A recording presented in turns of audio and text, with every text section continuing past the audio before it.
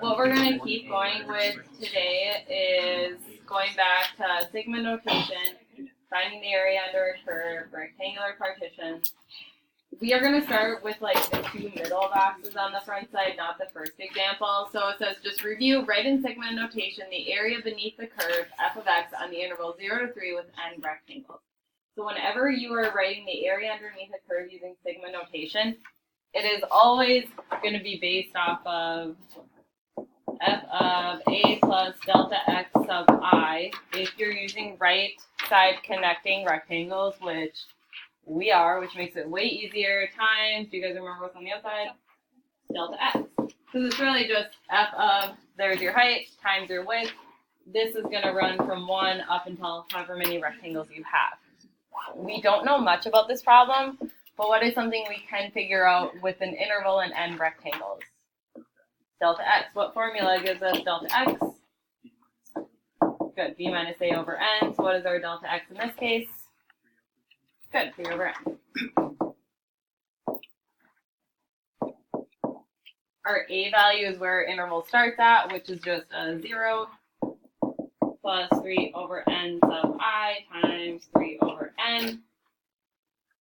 And really, without knowing what your function is, all you can really say is your sigma is going to count of 3 over n I times the base, which would all be 3 over n, depending on what n is. So remember, n is the number of rectangles. From here, if you had a formula for f of x, could you plug in to get some approximations? Yes. The one right next to it, I messed up in the typing. The interval is 1 to 3. Like if you look at the picture, it matches it, but it's 1 to 3, not 0 to 3. Are these rectangles still connected on the right-hand side? Yes. So it's still going to be the sum of a plus delta x of I times delta x.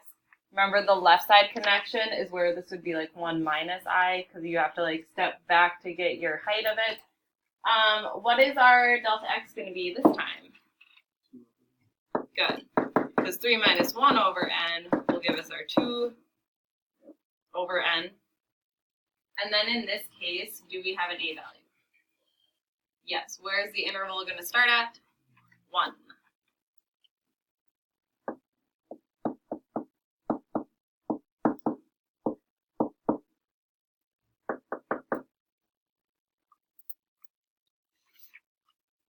And without knowing what f of x is or how many rectangles, can we really do much else with that? No. So that sum would represent the approximate area under any function in the interval 1 to 3 with n partitions for its rectangles. So far, so good? Yeah. Because it's the first rectangle second. So I is the counter of how many rectangles. So your counter is going to start with 1 rectangle, 2 rectangles, 3 rectangles. N is the last rectangle. So how many rectangles you have. So I is the counter, n is an arbitrary amount of rectangles. So like technically, n is a number that we're counting to, I is the counter. Keep track of that. Yeah, like 1 rectangle, 2 rectangle, 3 rectangle. All right, now let's go to the one that's actually up at the top. Use right endpoints to approximate the area in terms of n bounded by that function, and I know the 3-hole punch cut it off the lines y equals 0, x equals 0, and x equals 4. I think it's easiest to start by drawing yourself a little picture. X squared minus 2x plus 3 is some parabola going in which direction? Up. Doesn't really matter how you draw it. It's kind of just getting at like, okay, so I have that, and when you look at the bounding of it, of the line y equals 0, x equals 0, x equals 4, that's the area you're looking at. The formulas we just used to plug into, like our normal like f of x, can we still use them here? Like if we want to write the area equation of some random amount of rectangles, can we just start with that sigma notation? Yes.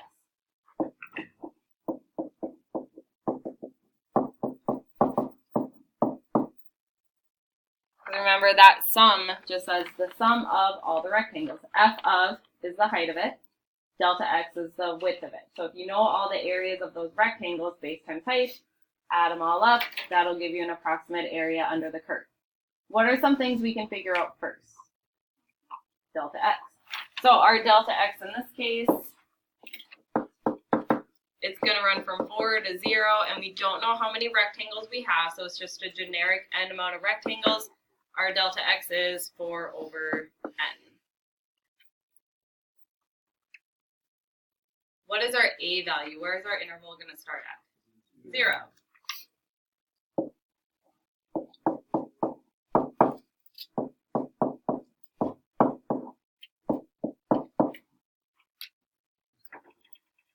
My theory on solving these is the more and clearer you write, kind of the easier they are. Because it's not like we're taking big leaps and like doing fancy computations. It's really just keeping track of like what does this all mean. So what we're really doing is the sum of f of 4 over n sub I of 4 over n times 4 over n. So this right here is just function notation. What is our f function? X squared minus 2x plus 3. So since this is f of for this thing, what does this then get plugged in for? Your x value. So function notation says, okay, now plug this in for x. So there is your x squared minus 2 times your x value, which we're plugging in for n over ni, plus 3. So that is just the f of 4 over ni. Then we have this times 4 over n, because that is the width of it. So since we don't know how many rectangles we're working with, when we started these, you were told how many rectangles. So you could have just actually find those f values because you could plug in the numbers because you knew where they all were. Here we don't. So we have to go through kind of more of a buildup of like, how can I get myself to a formula that could then later be plugged into? Where should we start putting these together? Here, like algebraically, what starts simplifying together? What's that term equivalent to?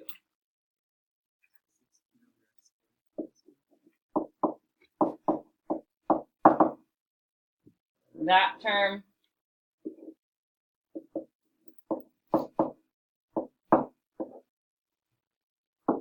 And then last term, is there anything to do there? No. And then that 4 over n, you have a couple options of how to deal with that 4 over n. The 4 over n, is it going to multiply to everything on the inside or just parts of it? Everything. It is up to you if you want to leave it as a multiplier outside. I usually just multiply it into all the pieces because then you won't forget about it. But it's entirely up to you if you want to leave it separate or multiply it in. If you multiply it in, 4 over n times 16 over n squared. 16 times 4. 64. How many n's? Plus, do the same thing there to give you what, like 32 over n squared I plus 12 over n.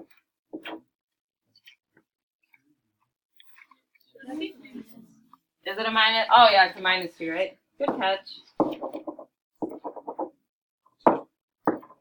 Did I write anything else wrong? Minus. All right. Okay, so the reason you want to put those all together is those summation formulas that we had last time rewrite i's in terms of n, or in terms of how many partitions you're taking. So you need to get it so that you can separate it all out. So when you look at the sum of this polynomial, it's really just individual sums then all put together. So when you see this is where I would say like, okay, well the 64 over n cubed is really a multiplier of the sum of I squared. Minus this piece is really a multiplier sum of I. Plus this one is really a multiplier, and what are you summing there? Just a 1.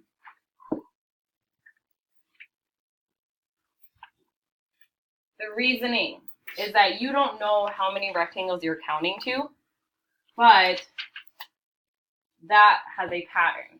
You grab your notes from Friday, I think it was Friday, and you have what the sum of I squared reduces down to, because regardless of what you're counting up to, how many rectangles you're taking, I squared is very predictable in what its sum formula is going to be.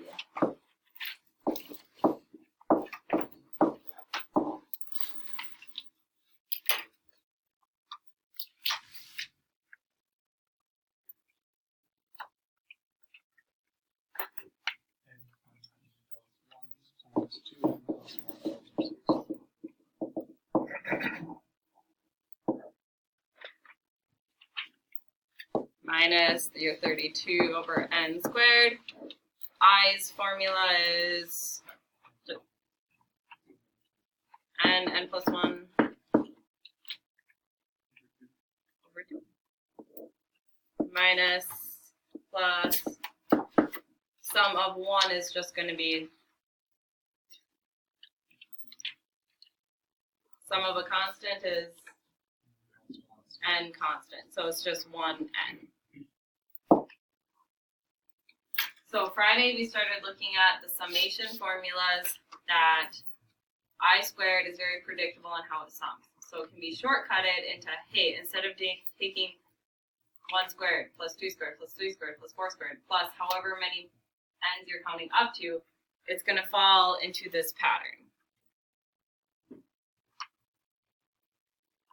So the hard part of all this is keeping your work straight and trying not to skip steps. Because if you lose a number, you're kind of out of it no matter what. Because these individual fractions, can they be reduced a little bit? And I would just reduce a little bit. I wouldn't reduce a lot of the bit. So, like, what divides 64 and 6? 2. Anything else? Maybe, but what's 64 divided by 2? 32. With an n and an n cubed, can those cancel away a little bit? Yep. So we divided by 2, so there's a 3n squared left. The second one, what's some nice canceling you can do with the second term? The n's and the 2 again, so then you get minus the 2 division, n's cancel, n. Lastly, what do you get with the last piece? Just 12. So reminder as to what that means. If you go back to the original function and I said, what's an approximate area if you have 2 rectangles? This formula, what would you plug in for n? A 2, and it would give you the area. If it then changed and part B said, okay, now what's an approximation for 3 rectangles? What would you plug in? 3, and it would give you an approximation. If it all of a sudden said, okay, now 10 rectangles, what would you do? You would plug a 10 in. So this is a generic formula for the area underneath a curve using rectangles to approximate it. The thing is, this is fine if you want an approximation of 1 rectangle, 2, 3, whatever, some amount. But the idea is how do you take this approximation and make it so good that it becomes the area? How many rectangles would you want? Infinity, because more rectangles means a better approximation. That is why we have to go through this, because of something on the bottom called Riemann sums. Riemann sums are very strange, and I actually was looking this up this weekend because the calc timeline in my mind doesn't thoroughly make sense, because when was Newton alive? Yeah, 1600. Riemann was alive in the 1800s. So he did this work 150 years ago, something like that. So from what I could gather, because the internet videos I found and the internet explanations were not the best, when Newton and Leibniz worked with this area accumulation, they did it in a very theory-based way. They said, what if we have these things called infinitesimals? So what if things get infinitely small? Then how is area changing? what Riemann did is he like gave it an actual foundation. He gave it like the actual, this is how it works. This isn't you making up a new type of number to make something happen. This is looking at it very logically, hence these patterns all fill in. So what Riemann said is he took this formula. Doesn't that look very similar to what we've been doing? The thing that changed is if you look at the picture that's on your notes, how are those rectangles different than what we were looking at? They're different sizes. So what he was looking at is, okay, what if you said instead of having all of the rectangles be the same width, they were just different widths? Because at the end of the day, if you have rectangles that are the different widths, if you still find the areas of them individually, is it still going to add up to be the area under the curve? Yeah, because it's still base times height. So what he did, and this is where notationally this gets kind of goofy, he said, okay, what if you have rectangles of any width? Find the widest rectangle. And that's what this means. It's like the partition of the norm, or like the widest rectangle, if that widest rectangle's width goes to 0. So the widest rectangle, if its width goes to 0, naturally, if you are going to fill up an area with rectangles and you take your widest one and you push it to 0, what's going to have to fill in all those open spaces? A lot more rectangles. So these two are equivalently the same. So to get that exact area, you can think of it as, okay, what if you just take the limit to infinity? What if you add in more and more rectangles? It's the exact same thing as saying take your widest rectangle and push it to 0. The only reason I'm telling you this is when you take Calc 2, some textbooks talk about the widest rectangle going to 0. Some textbooks talk about adding more and more rectangles. They literally do the exact same thing. It's just notationally they're written differently. So in practice, we're going to use this way because have we taken limits to infinity? Yeah. Yes. This works for us a lot better because it's things we already know how to do. So what we are going to be doing is we are going to be finding a generic sum of the rectangular area and take the limit of it to infinity, because that will turn into the area under the curve. Not an approximation, but the actual area under the curve. Backside.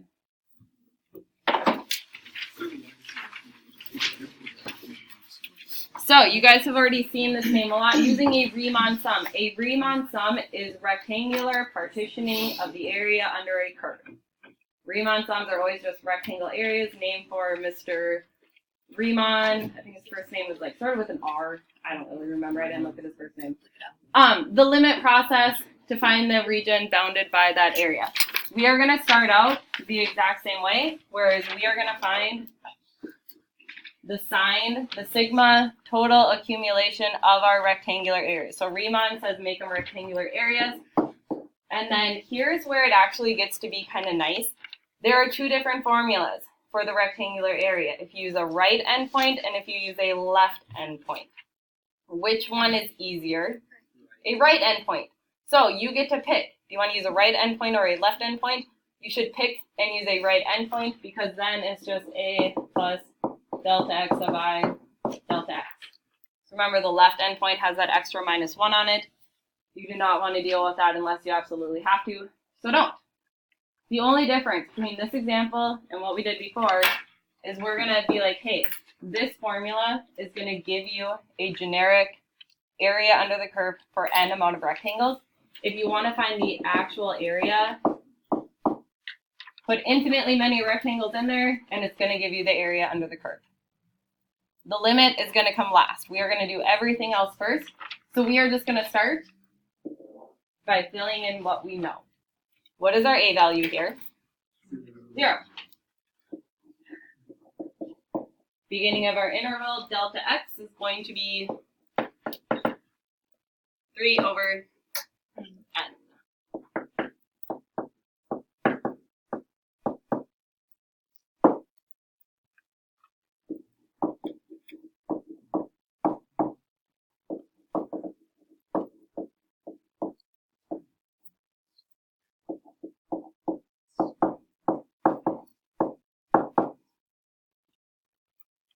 So that's what we're working with. Our a value is 0, delta x is 3 over n. What is our f of x equation? X plus 1. So instead of an x, what do we plug into it? 3 over ni. Because this is just telling you to plug it in for your x value.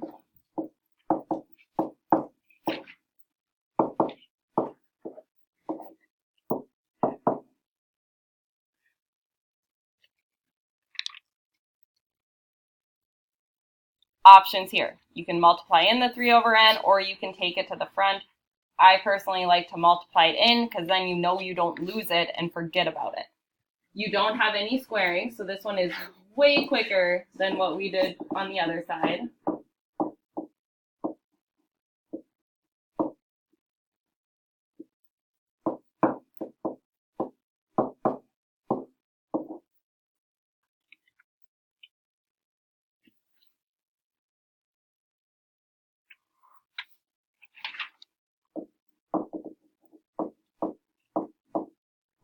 Then 9 over n squared. Is that attached to the I or a multiplier of it? A multiplier.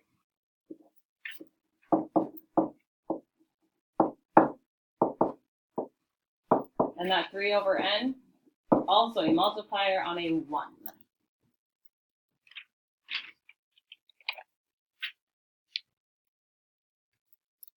The summation formula of I.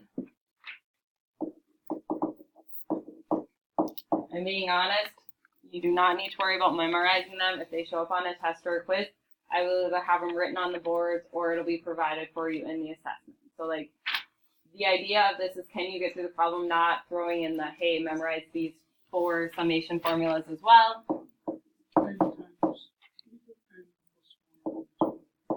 Correct.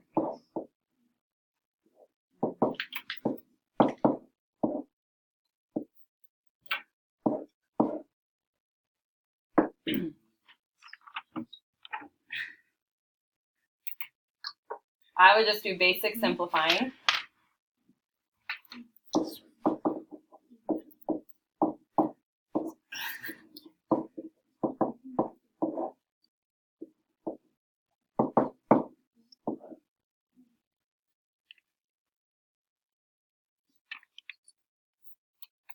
And now we're going to have like a quick little, like, completely forget about this problem.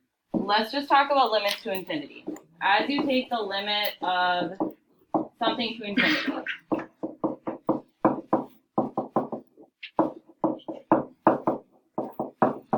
the correct way to do it is, what do they all get divided through by?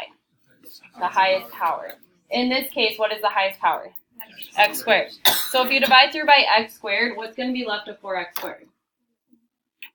Just the 4, right? Because the x squareds will cancel. When you divide this by an x squared, as that limit goes to infinity, what is this term going to approach? 0. What about this term? 0. What about this term? 9. What about this term? 0, 0. So when you take a limit to infinity, your highest exponents are going to be what determine everything. Everything else is going to go to 0 because you would divide through by the highest power. So when you look at this, do not take the time to FOIL it out. Instead, look at what your degrees are. So down here, we have a single power of n. This one's kind of nice to see. What is our power up here? A single n. So your leading coefficients are going to take over. If you were to FOIL this all together, what would your leading coefficient be? The 9, right? Like 9n plus 9, the leading coefficient is a 9. What's your leading coefficient down here? A 2n. So if it's the same power, this whole piece, as you take the limit of it to infinity, what is it going to approach? 9 halves. Because that plus 9 to infinity is just going to be canceled out to 0 because it's going to approach 0. What's the limit of a constant to infinity? A constant, so 3. What's 9 halves plus 3? 15 halves.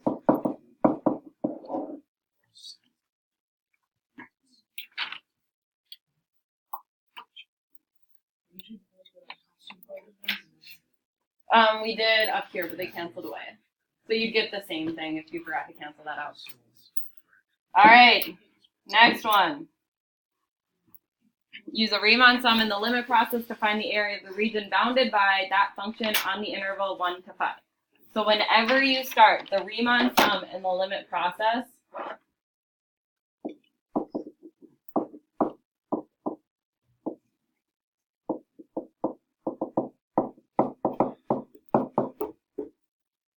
that is your starting one. The limit process is saying take all the Riemann sums, take their limit to infinity, go from there. In this one, it gets a little bit trickier because what is our a value? 1. So our delta x equals what, 4 over n?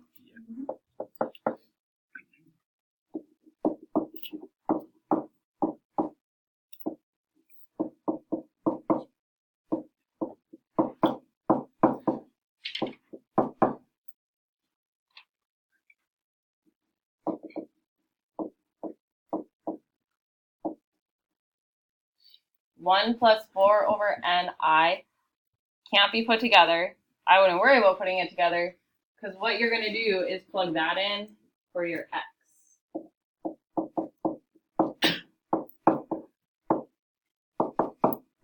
So there's your f of that quantity, that thing squared plus 1, and then you still have the 4 over n.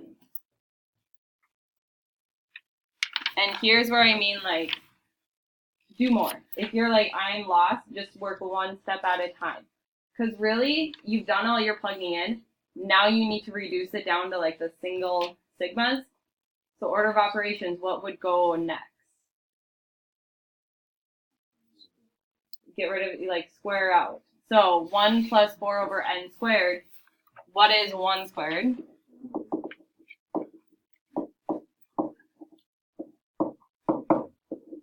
Four over ni, and another 4 over ni is going to give you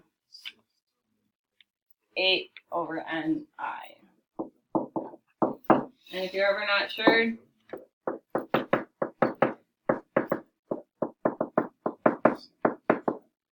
boiling it out, there's your 4 over ni, 4 over ni, 8 over ni, and then when you square your last term, 16 over n squared, I squared, plus 1.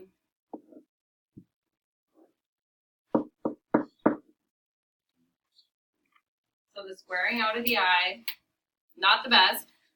Do we have any like terms that can go together? The 1s.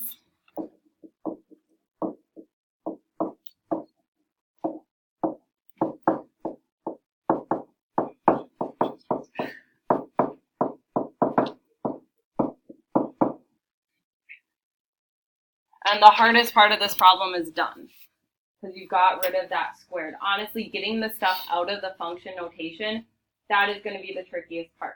Because now that 4 over n that's on the outside, you just multiply that into all of your pieces.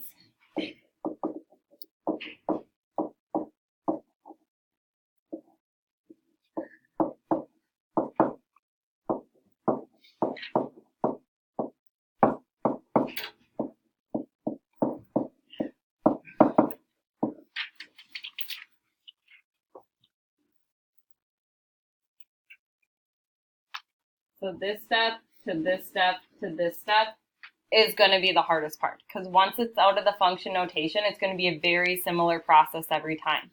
Because if you're taking the sum of a polynomial, you just break it up into its individual pieces.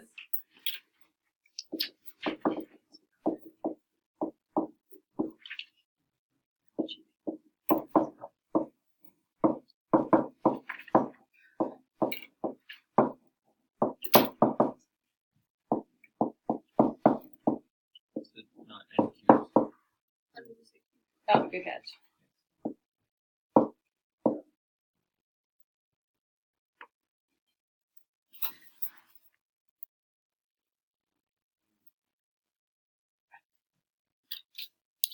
Questions so far? Like, I know this is a lot, but it's kind of like when we first did derivatives and you had to do the limit process of derivatives, and then we learned the shortcut. By the end of the week, we will be at this shortcut for all of these. So, like, it is 2 days of getting through the mud, but then we'll start looking at the shortcuts.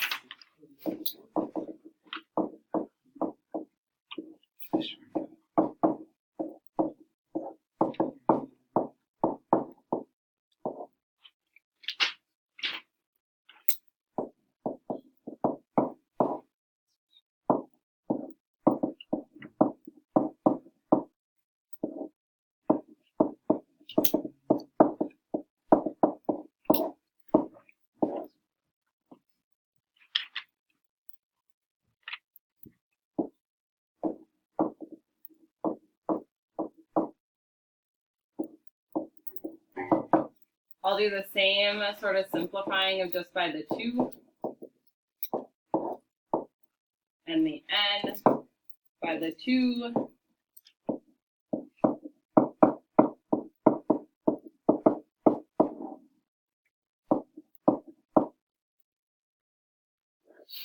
Okay, regardless of where you are at, if you guys could all jump to this line, because this is where I want to save you a lot of time with evaluating this limit. Because when you take a limit to infinity, you really have to know what your leading terms are and what your leading coefficient is. So the first one, pretty nice. What's the limit of 8? 8. The second one, what is your power of the denominator? A 1. Up top, if you were to FOIL this out, what would your highest power of n be? 16n. So they're both n over n. So n over n is going to make it the leading coefficient, which is just 16. The last one is really where you can save time.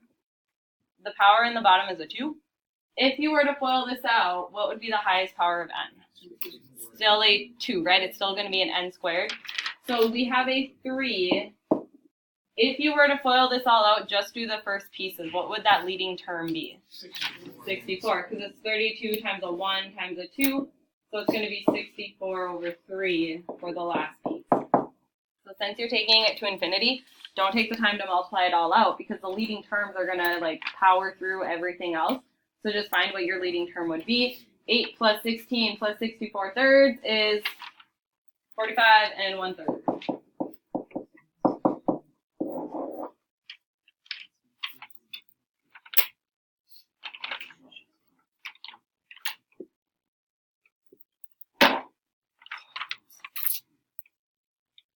Questions?